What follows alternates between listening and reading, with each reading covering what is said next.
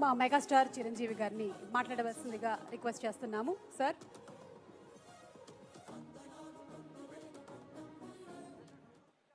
ఈనాటి చాలా హృదయంగా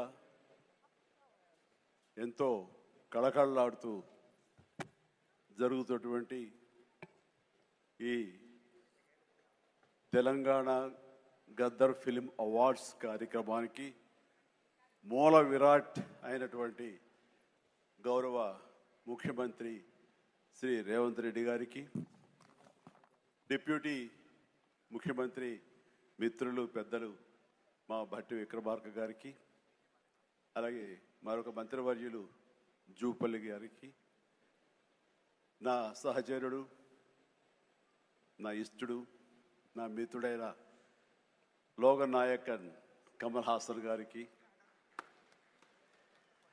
మరో సోదరుడు నాగార్జున గారికి, అలాగే మరొక నాగేశ్వర గారి అవార్డు అందుకోబోతున్న జయసుధ గారికి, అండ్ బెస్ట్ యాక్టర్ సంపాదించిన నాగ చైతన్య, అలాగే బెస్ట్ యాక్ట్రెస్ రష్మిక మందన, ఇతర అవార్డు గ్రహీతలందరికీ స్వాగతం పలుకుతున్నాను, అభినందనలు తెలుపుకుంటున్నాను.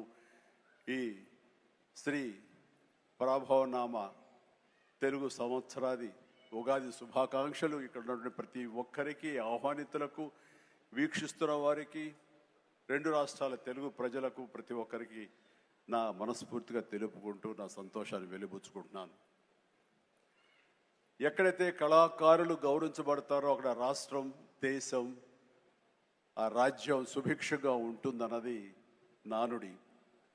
దాన్ని సరిగ్గా అర్థం చేసుకుని ఒక సమయంలో కుంటిబడి ఉన్న, లేకపోతే నెగ్లెక్ట్ కాబడినటువంటి ఇదే ఫిలిం అవార్డ్స్ని ఆ యొక్క నానుడి అర్థం పరమార్థం గ్రహించి గౌరవ ముఖ్యమంత్రి గారు మళ్ళీ పునరుద్ధరించి కళాకారులు గౌరవించుకోవాలి, సినిమా యొక్క ప్రభావం ఎంత ఉంటుంది, దాని ప్రతాపం ఎంత ఉంటుంది, ఎంత ఇంపాక్ట్ ఇస్తుంది అనేది తెలుసుకుని ఎంతమందికి ఉద్యోగ అవకాశాలు ఇస్తాయి, ఎంతమందికి ఉపాధి కల్పిస్తుందనే దాని యొక్క ఆంతర్యం గ్రహించి మళ్ళీ దానికి పునర్జీవనం పోసి ఇదిగో ఈ రోజు ఇంత బాగా సజావుగా సాగడానికి, ఇంత హృదయంగా సాగడానికి, ఇంత అద్భుతంగా సాగడానికి కారణమైన వారికి ప్రత్యేకించిన మనస్ఫూర్తిగా నా ధన్యవాదాలు సభాముఖంగా తెలియజేసుకుంటున్నాను. సార్, మనం కలిసిన ప్రతిసారి మీరు సినిమా గురించి, సినిమా అభివృద్ధి గురించి, సినిమాని ఎలా ముందుకు తీసుకువెళ్ళాలంటూ, ఈ హైదరాబాద్ అనేది నైసర్గిక స్వరూపంగా ఇది అన్ని దేశం మొత్తంకి మధ్యలో ఉంటుంది, అన్ని రకాల అట్మాస్ఫియర్స్ ఉన్నాయి, అన్ని రకాల అంబియన్స్ ఉన్నాయి, అన్ని రకాల ఇన్ఫ్రాస్ట్రక్చర్ ఉంది as for cinema is concern. కాబట్టి ఇక్కడ ఒక తెలుగు సినిమా కాదు, లేదా దక్షిణ భారత సినిమా కాదు, భారతదేశ సినిమా అని ఇక్కడ కేంద్రంగా ఉంచడం, భవిష్యత్తులో ప్రపంచ దేశ సినిమాలను కూడా ఇక్కడ ఆహ్వానించేలాగా మనం అన్ని అభివృద్ధి చేయాలి, దానికి అవసరట్లుగా మేమందరం సమాయుత్తం అయ్యామంటూ దానికి ప్రత్యేకించి ఈ కార్యక్రమాన్ని, ఈ యొక్క దీన్ని బృహత్ కార్యాన్ని భట్టి గారికి అప్పచెప్పారు. వీరందరూ కలిపి ఈ మధ్యకాలంలో గ్లోబల్ సమ్మిట్ జరిగినప్పుడు అందులో కూడా అంతర్భాగంగా ప్రత్యేకించి సినిమాకి వారు అవకాశం కల్పించి, వారిని ఆహ్వానించి, మంచి చెడ్డల గురించి తర్కించి, చర్చించి, దానికి కావలసినటువంటి సదుపాయాలు మీరు ముందుకు రండి, ప్రభుత్వం మీ అండదండలు అందిస్తుంది, ఇది ఈ రోజున పెద్ద ఎత్తున మనం సినిమాకి పెద్దపీట వేయాలి అంటూ వారు ప్రత్యేకించి సినిమాకి ఇస్తున్న ప్రాముఖ్యతకి మనందరం నిజంగా ఆయనకి ఎంతో రుణపడి ఉన్నాము. ఎందుకంటే దీని యొక్క ఆంతర్యం, దీని యొక్క విలువ గ్రహించారు కాబట్టి కేంద్ర ప్రభుత్వం కూడా వేవ్స్ అని మన సాఫ్ట్ పవర్ని ప్రపంచ దేశాలకి తెలియచెప్పాలంటూ మన కల్చర్ కానివ్వండి, మన హెరిటేజ్ కానివ్వండి, మన సినిమా కానివ్వండి, మన క్రీడ కానివ్వండి, మన గ్రామీణకు సంబంధించినటువంటి ఆ వాతావరణం కానివ్వండి, మన ఆహారపు అలవాట్లు కానివ్వండి, ఇవన్నీ కూడా ప్రపంచ దేశాలకి తెలియజేస్తే కనుక దాని ఇంపాక్ట్ అంతా ఇంత ఉండదు. వాళ్ళని ఆకర్షించుకోగలిగితే కనుక ఆ రిజల్ట్ వేరు. అందుకనే కేంద్ర ప్రభుత్వం కూడా ఈ సాఫ్ట్ పవర్ యొక్క ఇంపాక్ట్ గ్రహించి దీన్ని వేవ్స్ అని మధ్యకాలంలో నన్ను కూడా అందులో భాగస్వామ్యం చేస్తారు. కమల్ హాసన్ గారు వీళ్ళందరినీ కూడా దాన్ని చూశారు. ఎందుకంటే వాళ్ళందరూ దాన్ని చవి చూశారు.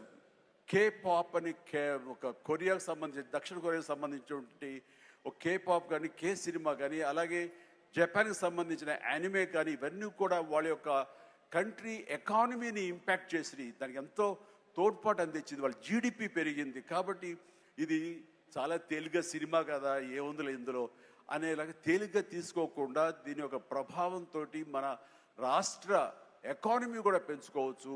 ఈ రోజున మన పేరు ప్రఖ్యాతులు కూడా తీసుకోవచ్చు. ఎక్కడైనా సరే ఇప్పుడు హాలీవుడ్ అంటే మనం ఒక అగ్రరాజ్యం గుర్తుకొస్తుంది. అలాగే ఇండియన్ సినిమా అంటే ఈ రోజున హైదరాబాద్, తెలంగాణ గుర్తుకు రావాలన్న ముఖ్య ఉద్దేశంతో మన ముఖ్యమంత్రిగా చేపట్టే బృహత్ కార్యక్రమానికి మనందరం చేదోడుగా ఉంటామని, ఇండస్ట్రీ మీ వైపు ఉంటుందని మనస్ఫూర్తిగా ఈ సందర్భంగా నేను తెలియజేస్తూ, మీరు ఎలాంటి ఆర్డర్స్ ఇచ్చినా సరే శిరసా వహిస్తూ ముందుకు తీసుకువెళ్తామని సందర్భంగా మీకు తెలియజేస్తాను సార్. ఇక్కడ సందర్భం అసందర్భం అని తెలియదు కానీ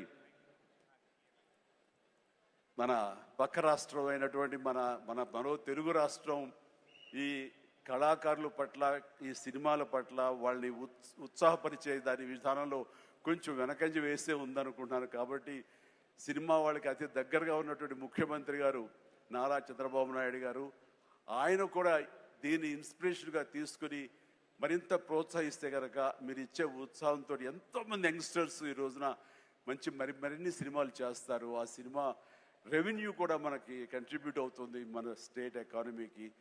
అది కూడా ఒక ఆలోచన పెట్టవలసిందిగా వినమ్రంగా ఈ వేదికని ఇచ్చే వారికి విన్నవించుకుంటున్నాను. అలాగే మన ఈ కార్యక్రమం, ఈ అవార్డులను చూస్తుంటే కనుక ఇది సీనియర్స్కి గౌరవాన్ని ఇచ్చే విధంగాను, అలాగే యంగ్స్టర్స్ని ఉత్సాహపరిచే విధంగాను చాలా చక్కగా ఈ అవార్డు ఎంపిక జరిగింది. దాని కానీ ప్రత్యేకించి మన జ్యూరీ కమిటీకి కానీ, ఈ అవార్డుల కమిటీ సభ్యులకి ప్రతి ఒక్కరికి నా హృదయపూర్వక అభినందనలు తెలియజేస్తున్నాను. మరొకసారి ప్రతి ఒక్కరికి నా ధన్యవాదాలు తెలియజేసుకుంటూ ఉగాది శుభాకాంక్షలు తెలియజేస్తాను. ధన్యవాదాలు. Thank you so much sir. Thank you so much megastar Chiranjeevi garu, మీకు శుభాకాంక్షలు తెలియజెప్తూ ఉన్నాము. అలాగే thank you so much sir. Thank you. You are an inspiration.